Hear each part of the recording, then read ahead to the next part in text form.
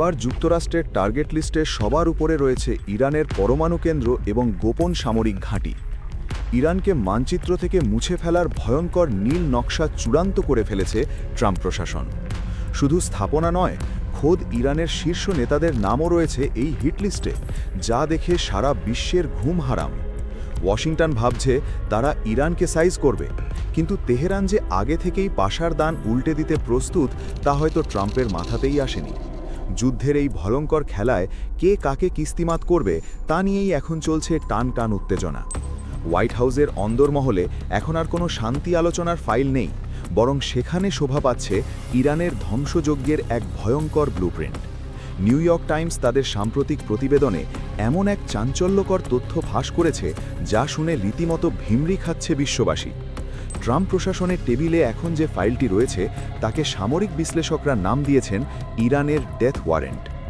এতদিন ধরে যুক্তরাষ্ট্র পর্দার আড়ালে কূটনীতির নাটক সাজালেও এবার তারা মুখোশ খুলে ফেলেছে। পেন্টাগনের গোপন নথিতে দেখা যাচ্ছে ট্রাম্প প্রশাসন এবার আর কোনো প্রক্সি যুদ্ধ বা ছোটোখাটো হামলা নয়, বরং সরাসরি ইরানের হৃৎপিণ্ডে আঘাত হানার চূড়ান্ত সিদ্ধান্ত নিয়ে ফেলেছে। যুক্তরাষ্ট্রের এই নতুন যুদ্ধ পরিকল্পনার মূল লক্ষ্যবস্তু হল ইরানের নাতাঞ্জ এবং ফোর্দোর মতো সুরক্ষিত পারমাণবিক কেন্দ্রগুলো। নিউ ইয়র্ক টাইমসের সূত্র মতে ট্রাম্প প্রশাসন ইরানের এই সব স্পর্শকাতর স্থাপনাগুলোকে এমনভাবে অকেজো করে দিতে চায় যাতে আগামী 100 বছরেও তেহরান মাথা তুলে দাঁড়াতে না পারে। তবে যুক্তরাষ্ট্রের এই শয়তানি বুদ্ধির এখানেই শেষ নয়। তাদের এই গোপন ফাইলের পাতায় পাতায় রয়েছে আরও ভয়ঙ্কর সব পরিকল্পনার বিবরণ। জানা যাচ্ছে শুধুমাত্র আকাশপথে হামলা চালিয়েই ক্ষান্ত হবে না পেন্টাগন। ইরানের ভেতরে বিশৃঙ্খলা সৃষ্টি করতে এবং শীর্ষ নেতাদের পরপ্রাণে পাঠিয়ে দিতে তারা বিশেষ কমান্ডো বাহিনী নামানোর ছক কষেছে।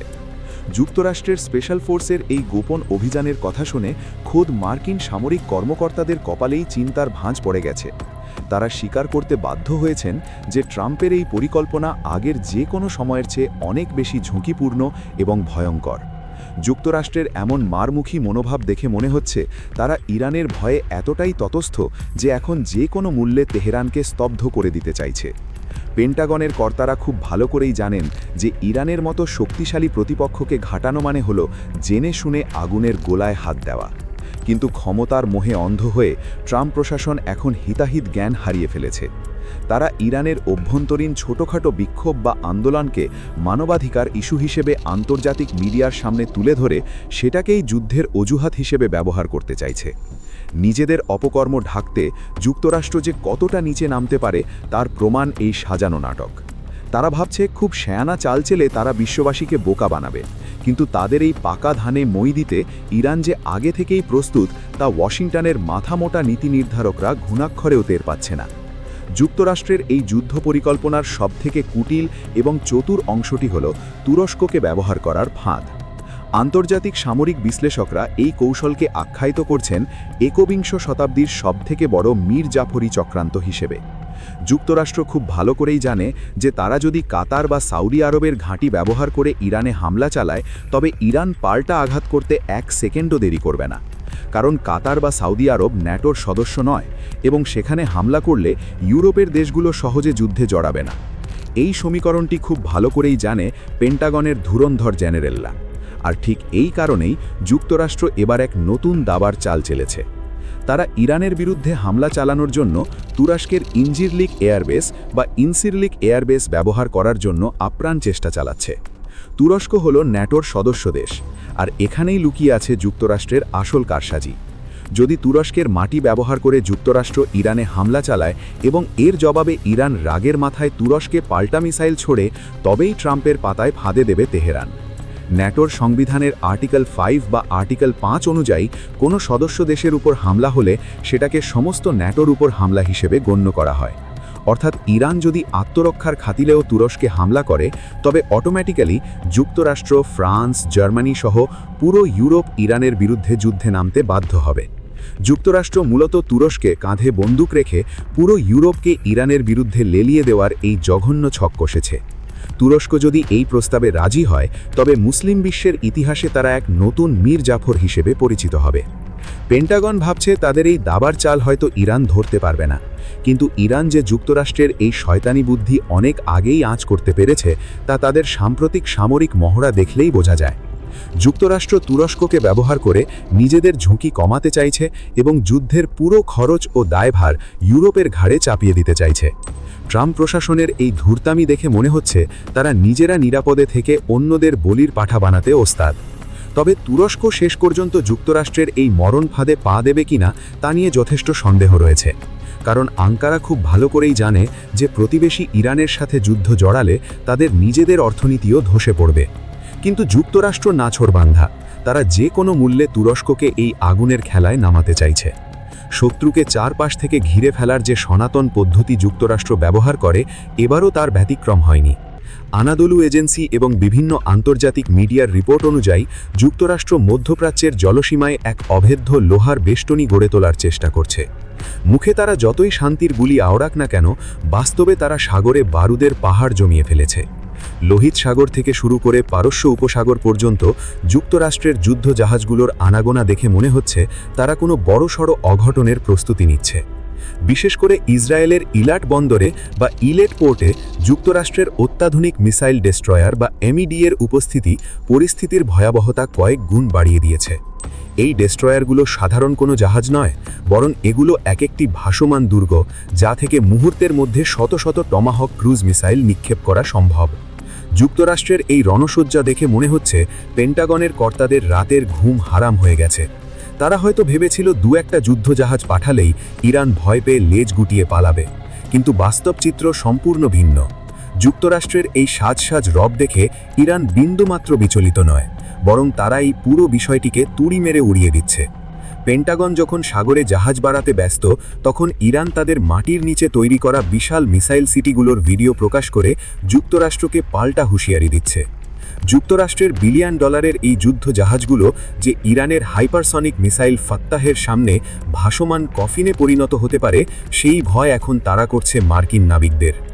ট্রাম্প প্রশাসন ভাবছে তারা হয়তো ইরানকে চারপাশ থেকে ঘিরে ফেলে শ্বাসরোধ করে মারবে, কিন্তু তারা ভুলে গেছে যে ইরান কোনো সাধারণ দেশ নয়। দীর্ঘ 40 বছর ধরে অবরোধের মধ্যে থেকেও যারা নিজেদের সামরিক শক্তিকে এই পর্যায়ে নিয়ে এসেছে, তারা যুক্তরাষ্ট্রের এই খেলনা জাহাজ দেখে ভয় পাবে এমনটা ভাবা বোকামি। আনাজোলু এজেন্সির তথ্য মতে যুক্তরাষ্ট্র তাদের মিত্র দেশগুলোর বন্দরেও নিরাপত্তা জোরদার করছে, যা প্রমাণ করে তারা ইরানের পাল্টা হামলার ভয়ে কতটা তটস্থ। বিশেষ করে লোহিত সাগরে যুক্তরাষ্ট্রের উপস্থিতি প্রমাণ করে যে তারা ইয়েমেনের হুতি বিদ্রোহীদের নিয়েও চরম আতঙ্কে আছে। কারণ ইরানের ইশারায় হুতিরা যদি লোহিত সাগরের বাণিজ্য পথ বন্ধ করে দেয়, তবে যুক্তরাষ্ট্রের অর্থনীতিতে বড় ধরনের ধস নামবে। সব মিলিয়ে সাগরের বুকে এখন এক অঘোষিত যুদ্ধাবস্থা বিরাজ করছে। যুক্তরাষ্ট্রের প্রতিটি পদক্ষেপে ফুটে উঠছে তাদের হতাশা আর আতঙ্কের ছাপ। তারা চাইছে শক্তি প্রদর্শন করে ইরানকে দমাতে, কিন্তু ইরান উল্টো তাদের চোখের দিকে চোখ রেখে কথা বলছে। নিউ ইয়র্ক টাইমসের সেই গোপন রিপোর্টের রেশ ধরে বলা যায় যে ট্রাম্প প্রশাসন আসলে ইরানের বর্তমান সরকারকে উৎখাত করার জন্য মরিয়া হয়ে উঠেছে। তারা জানে যে সরাসরি যুদ্ধে ইরানকে হারানো প্রায় অসম্ভব, তাই তারা গোপন অপারেশন এবং সাইবার হামলার উপর বেশি জোর দিচ্ছে। কিন্তু ইরানের গোয়েন্দা বিভাগও যে বসে নেই তা তাদের পাল্টা পদক্ষেপগুলো দেখলেই বোঝা যায়। যুক্তরাষ্ট্র যখনই কোনো গোপন ছক কষে, ইরান ঠিক তার আগেই সেটা ফাঁস করে দিয়ে পেন্টাগনকে ভিংড়ি খাইয়ে দেয়। ট্রাম্পের টেবিলে থাকা অপশন লিস্টে ইরানের তেল ক্ষেতগুলোতে হামলার কথাও উল্লেখ করা হয়েছে বলে ধারণা করা হচ্ছে। যদি যুক্তরাষ্ট্র সত্যিই ইরানের তেল ক্ষেতে হামলা চালায়, তবে বিশ্ববাজারে তেলের দাম এমনভাবে বাড়বে যা যুক্তরাষ্ট্রের নিজের অর্থনীতির জন্যই বুমেরাং হবে। তবুও ক্ষমতার দম্ভে যেন অন্ধ হয়ে গেছে ট্রাম্প প্রশাসন। তারা বুঝতেই পারছে না যে তারা আসলে নিজেদের পায়েই কুড়াল মারতে যাচ্ছে। যুক্তরাষ্ট্রের এই আগ্রাসী আচরণের পেছনে আরও একটি বড় কারণ হল তাদের অভ্যন্তরীণ রাজনীতি। ট্রাম্প নিজেকে একজন শক্তিশালী নেতা হিসেবে প্রমাণ করতে চাইছেন এবং এর জন্য তিনি বেছে নিয়েছেন ইরানকে। কিন্তু ইরানকে সাইজ করতে গিয়ে তিনি নিজেই যে সাইজ হয়ে যাওয়ার উপক্রম হয়েছেন তা বিশ্ববাসী এখন দেখতে পাচ্ছে। ইরানের হাতে থাকা হাজার হাজার ব্যালিস্টিক মিসাইল এবং ড্রোন বাহিনী যে কোনো মুহূর্তে মধ্যপ্রাচ্যে থাকা যুক্তরাষ্ট্রের ঘাঁটিগুলোকে ধ্বংসস্তূপে পরিণত করতে পারে। বিশেষ করে ইরাক এবং সিরিয়ায় থাকা মার্কিন ঘাঁটিগুলো এখন ইরানের সহজ টার্গেটে পরিণত হয়েছে। পেন্টাগনের জেনারেলরা হয়তো ট্রাম্পকে সাহস দেখাচ্ছেন, কিন্তু ভেতরে ভেতরে তারাও জানেন যে ইরানের সাথে যুদ্ধ মানে হলো এক অন্তহীন নরকে প্রবেশ করা। ইরানের অনড় অবস্থান এবং তোয়াক্কা না করা মনোভাব দেখে এটা পরিষ্কার যে তারা যুক্তরাষ্ট্রের কোনো হুমকির কাছে মাথা নত করবে না। তেহরান থেকে স্পষ্ট বার্তা দেওয়া হয়েছে যে যদি যুক্তরাষ্ট্র বা তাদের কোনো মিত্রদেশ ইরানের উপর আঘাত হানে তবে তার জবাব হবে ভয়াবহ। ইরানের সর্বোচ্চ নেতারা হুঁশিয়ারি দিয়ে বলেছেন যে আক্রমণকারীকে তাদের কৃতকর্মের জন্য পস্তাতে হবে। ট্রাম্পের এই জুয়া খেলা শেষ পর্যন্ত যুক্তরাষ্ট্রের জন্যই কাল হয়ে দাঁড়ায় কিনা সেটাই এখন দেখার বিষয়। পরিস্থিতি যেদিকে যাচ্ছে তাতে মধ্যপ্রাচ্যের আকাশ যে কোনো মুহূর্তে আগুনের গোলায় পরিণত হতে পারে। আর যদি সত্যিই যুদ্ধ শুরু হয় তবে তার আঁচ থেকে বাংলাদেশও রেহাই পাবে না। তেলের দাম বৃদ্ধি এবং মধ্যপ্রাচ্যে কর্মরত হাজার হাজার বাংলাদেশি শ্রমিকের নিরাপত্তা নিয়ে এখনই আমাদের সতর্ক হওয়া প্রয়োজন। যুক্তরাষ্ট্র তাদের আধিপত্য বজায় রাখার জন্য যে আগুন জ্বালাতে যাচ্ছে সেই আগুনে হয়তো তাদের নিজেদের হাতি পুড়ে ছাই হয়ে যাবে। ইতিহাসের শিক্ষা বলে যারাই পারস্যের সাথে পাঙ্গা নিতে গেছে তাদেরই করুণ পরিণতি ভোগ করতে হয়েছে।